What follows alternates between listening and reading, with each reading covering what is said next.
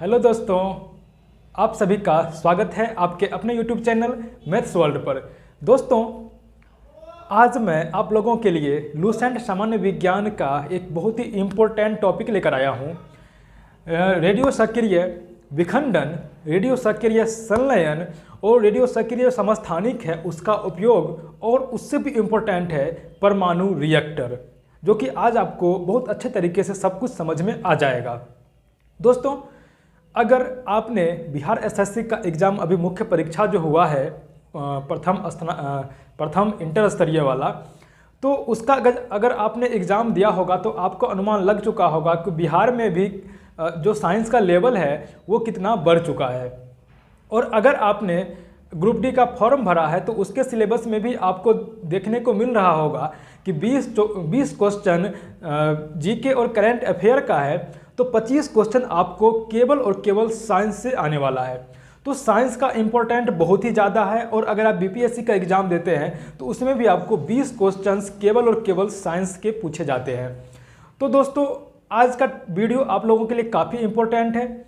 मैं अभी आप लोगों के लिए लूसेंट सामान्य विज्ञान का फिजिक्स का एक सीरीज चला रहा हूं, और साथ साथ आप लोगों के लिए केमिस्ट्री का भी एक सीरीज चलाया जा रहा है।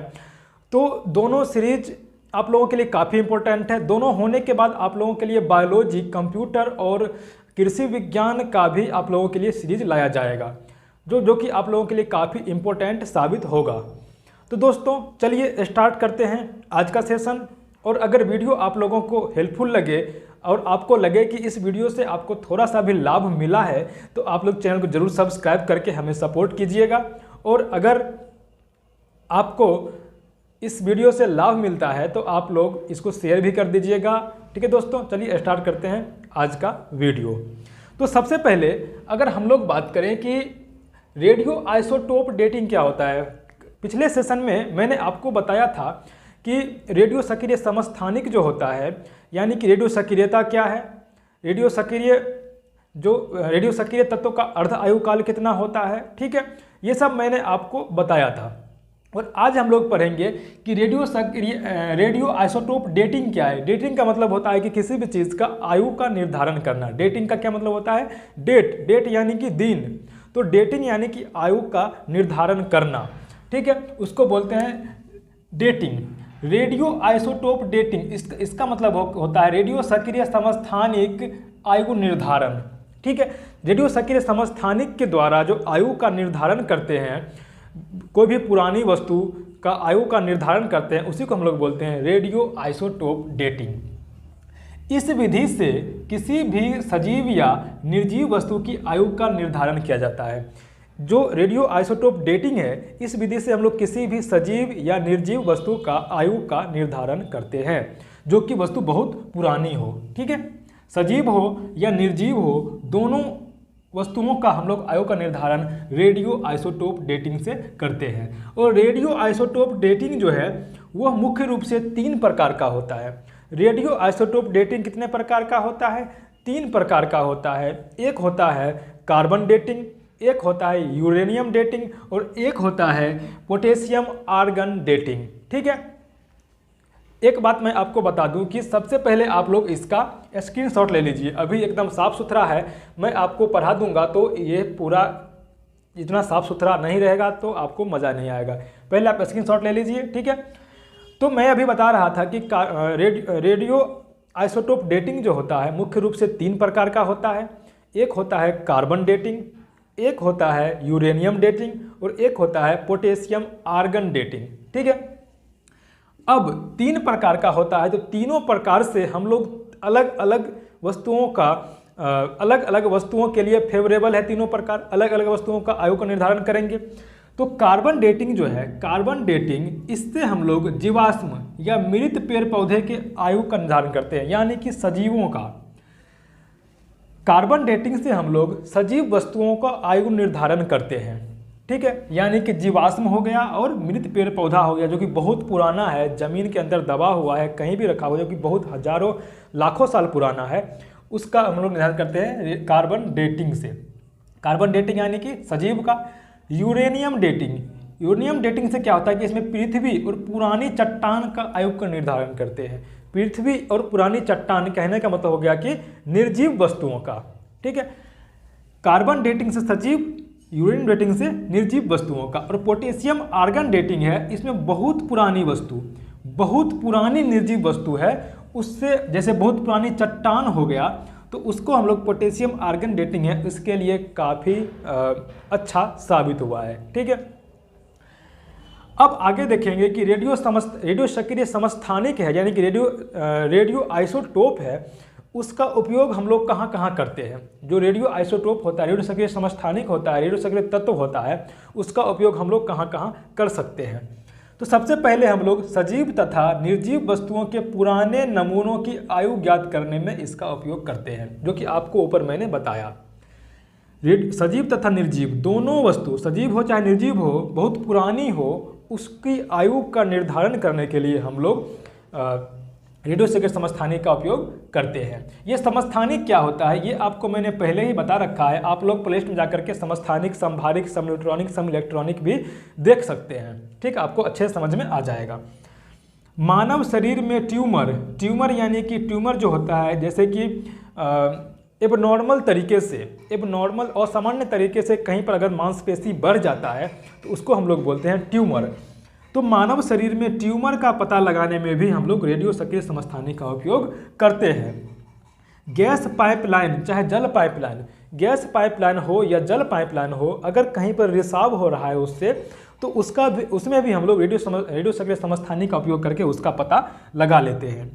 कैंसर के इलाज में भी रेडियो सक्रिय समस्थानिक का उपयोग होता है। आपके एग्जाम में आपको कई बार देखने को मिल गया होगा कि कैंसर के इलाज में हम लोग कौन से रेडियो समस्थानिक का उपयोग करते हैं, तो आपको आंसर में कोबाल्ट 60 मिल गया होगा।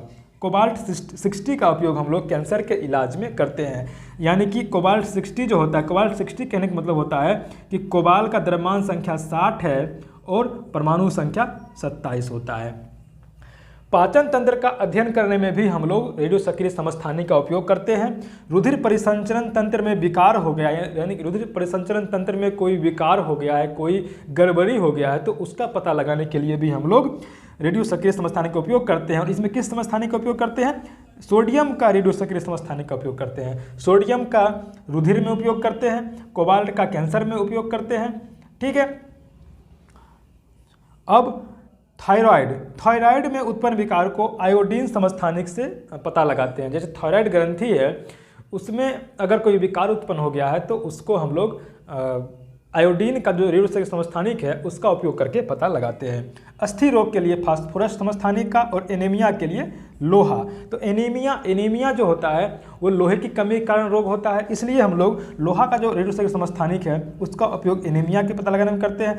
अस्थि रोग, अस्थि जो है तो हड्डी जो फास्फोरस और कैल्शियम का बना होता है, इसलिए जो हड्डी में कोई रोग होता है तो उसको हम लोग फास्फोरस के समस्थानिक का उपयोग करके पता लगाते हैं।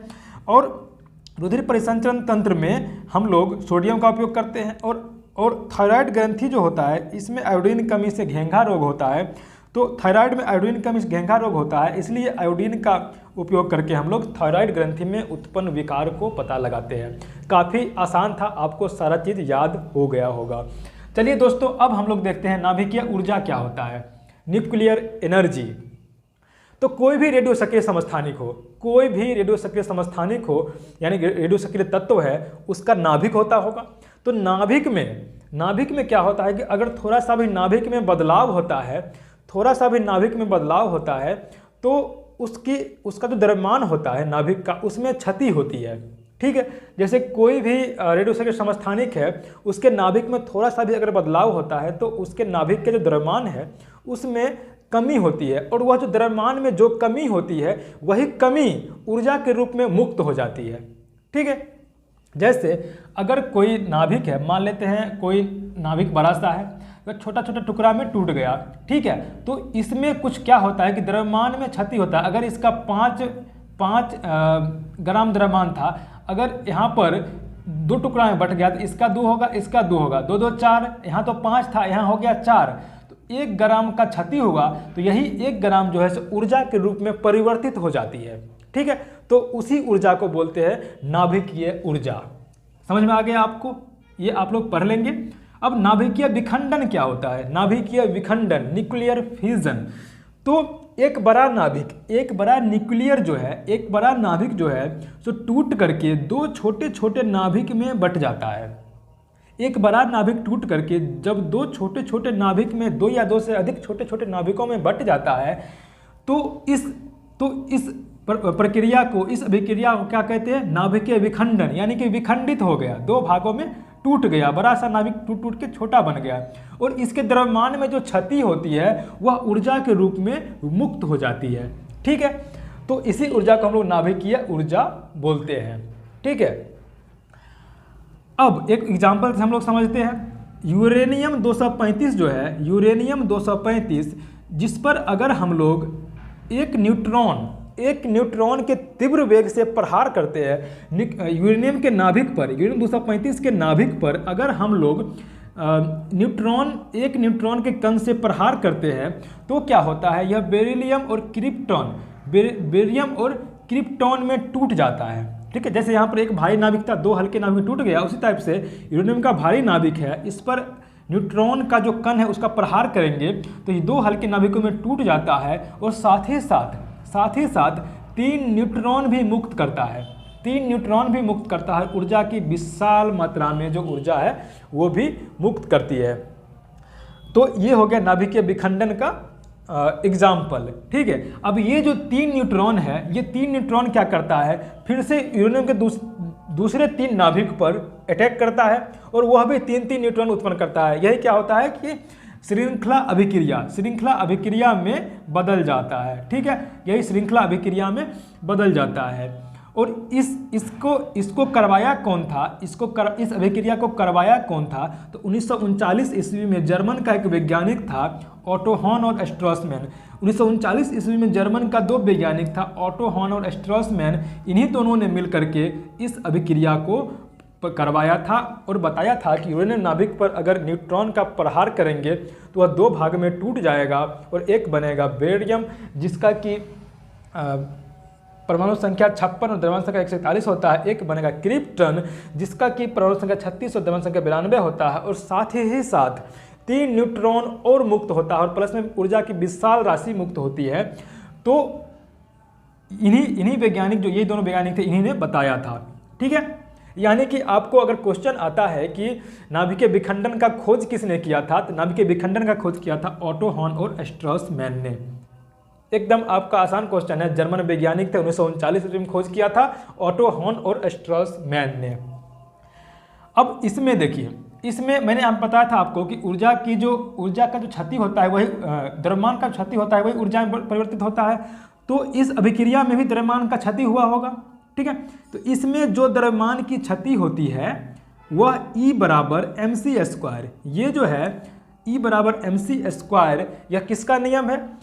वो है आइंस्टीन का समीकरण। आपको एग्जाम में क्वेश्चन आता है कि E बराबर mc² किसका समीकरण है, तो यह आइंस्टीन का समीकरण है, जो कि द्रव्यमान ऊर्जा संबंध को दर्शाता है। ठीक है, तो यहाँ पर ये जो ऊर्जा है E बराबर एनर्जी जो है वह ये द्रव्यमान m है जो क्षति हुआ था वो, और उसको गुना कर देंगे प्रकाश के वेग का स्क्वायर करके, तो वही जो होता है, वही जो आएगा वह इस ऊर्जा की मात्रा हो जाएगी। तो इसी जो नाभिकीय विखंडन अभिक्रिया है, इसी के सिद्धांत पर आपका परमाणु बम जो बनता है वो नाभिकीय विखंडन के सिद्धांत पर ही बनता है, और नाभिकीय रिएक्टर जो है वो भी नाभिकीय विखंडन पे ही काम करता है। लेकिन इसमें क्या होता है कि नियंत्रित रहती है। ठीक है, नियंत्रित किया जाता है। नियंत्रित कैसे किया जाता है हम लोग नाभिकीय रिएक्टर में आगे पढ़ेंगे। ठीक है, चलिए अब नाभिकीय संलयन को देखते हैं। ये हो गया विखंडन यानी टूटना, ये संलयन यानी कि जुड़ना।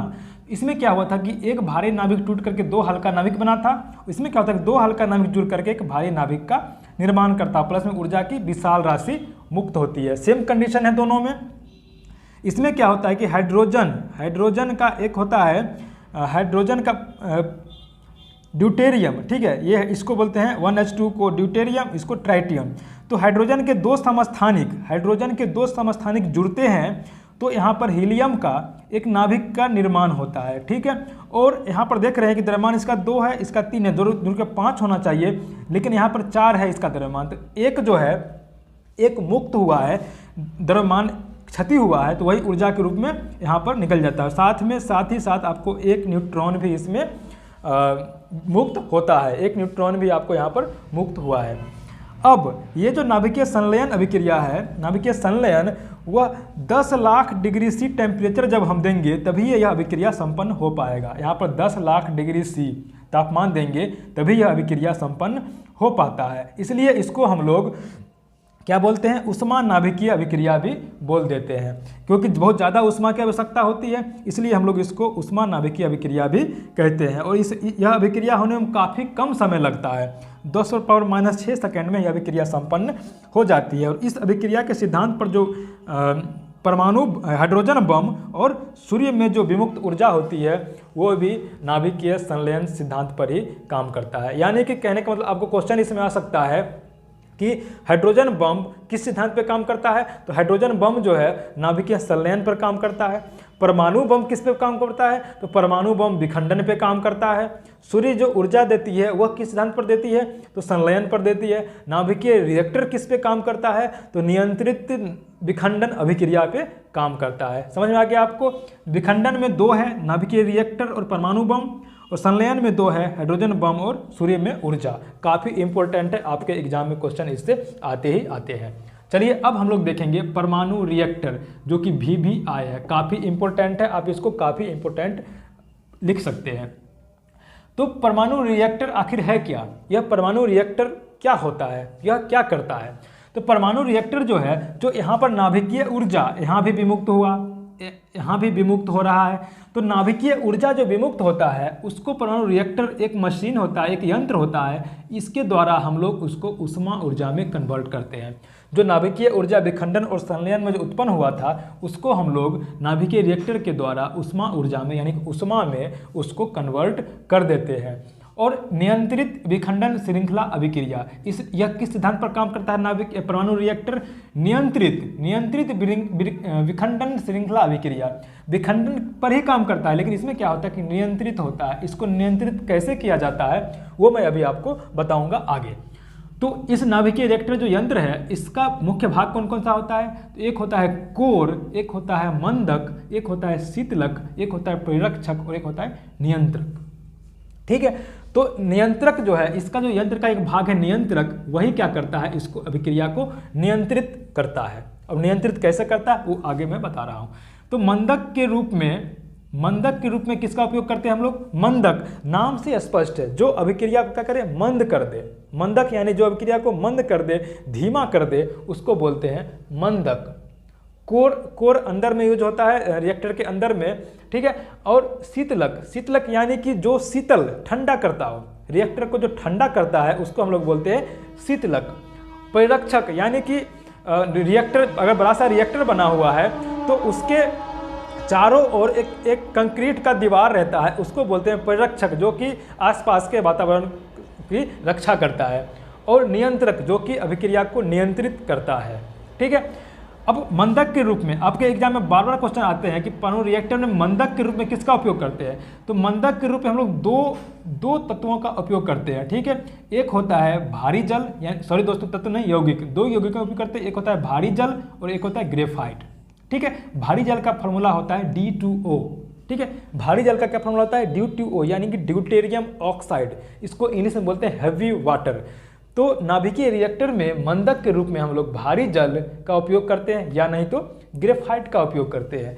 और जब नाभिकीय रिएक्टर में मंदक के रूप में भारी जल का उपयोग करते हैं तो उस रिएक्टर को हम लोग क्या बोलते हैं, उस रिएक्टर को हम लोग बोलते हैं स्विमिंग पूल रिएक्टर। आपके एग्जाम में क्वेश्चन आता है कि नाभिकीय रिएक्टर में अगर हम मंदक के रूप में भारी जल का उपयोग करते हैं तो उसको बोलते हैं क्या, स्विमिंग पूल रिएक्टर। और ग्रेफाइट का उपयोग करते हैं तो उसको क्या बोलते हैं, परमाणु पाइल। आपको समझ में आ गया होगा। मंदक के रूप में 2 उपयोग करते हैं, भारी जल और ग्रेफाइट। जब भारी जल का उपयोग करते हैं तो उस परमाणु रिएक्टर को बोलते हैं स्विमिंग पूल रिएक्टर, और जब ग्रेफाइट का उपयोग मंदक के रूप में करते हैं जिस रिएक्टर में, उस रिएक्टर को बोलते हैं परमाणु पाइल। ठीक है, आपको याद हो गया होगा।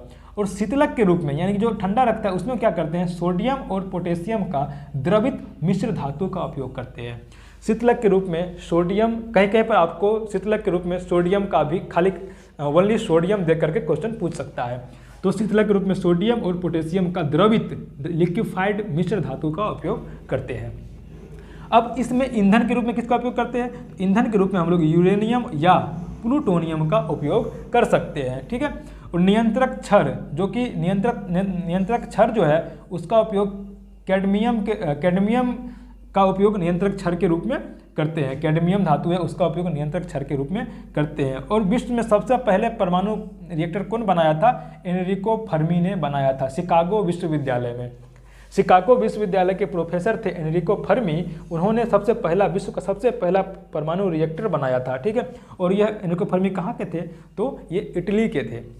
और इस परमाणु रिएक्टर का उपयोग क्या क्या है कि विद्युत उत्पादन में इसका उपयोग किया जाता है और अनेक प्रकार के रेडियो समस्थानिकों का उपयोग चिकित्सा विज्ञान में और भी बहुत सारे उद्योग धंधों में इसका उपयोग किया जाता है।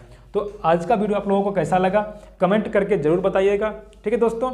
और एक चीज़ मैं आपको और बता दूँ, यह जो नियंत्रक क्षर है वह कैसे काम करता है। तो यहाँ पर आपने देखा कि जैसे क्या होता है कि एक दिख रहा होगा शायद, जैसे ही एक भारी नाभिक टूटता है तो तीन न्यूट्रॉन इसमें से निकलता है। एक न्यूट्रॉन से हम प्रहार करवाते हैं तो 3 न्यूट्रॉन निकलता है, ठीक है। फिर से यह तीनों न्यूट्रॉन 3 नाभिक पे अटैक करेगा तो इससे भी 3 निकलता है। तो क्या होता है कि यह अभिक्रिया जो है बहुत विशाल होते जाता है। तो कैडमियम क्षर क्या करता है कि 3 जो निकला ना उसमें से 2 को यह क्या करता है? नष्ट कर देता है, ठीक है। फिर इसमें 3 निकला, इसमें 2 को नष्ट कर, इसमें सबको 2 नष्ट करता है। यानी कि एक न्यूट्रॉन को वह छोड़ता है और बाद बाकी न्यूट्रॉन को अपने तरफ खींच करके उसको नष्ट कर देता है। तो इससे क्या होता है कि अभिक्रिया नियंत्रित रहती है, इसलिए इसको नियंत्रक बोलते हैं, ठीक है। अभिक्रिया को नियंत्रित करके रखता है। नहीं तो अगर यह कैडमियम क्षर का उपयोग नहीं करेंगे तो क्या होगा? ये जो परमाणु रिएक्टर है वो परमाणु बम में बदल जाएगा, ठीक है। इसलिए हम लोग नियंत्रक का उपयोग करते हैं। तो दोस्तों आज का वीडियो कैसा लगा, हेल्पफुल लगा है तो जरूर लाइक कीजिए, शेयर कीजिए और चैनल को सब्सक्राइब कर लीजिए और बेल आइकन को भी प्रेस कर लीजिएगा, जिससे होगा क्या कि जैसे मैं वीडियो अपलोड करूंगा तो सबसे पहले नोटिफिकेशन आपके पास पहुंच जाएगा। तो चलिए फिर मिलते हैं नए वीडियो में नए टॉपिक के साथ। तब तक के लिए व्यस्त रहिए, स्वस्थ रहिए, मस्त रहिए। जय हिंद, जय भारत, वंदे मातरम।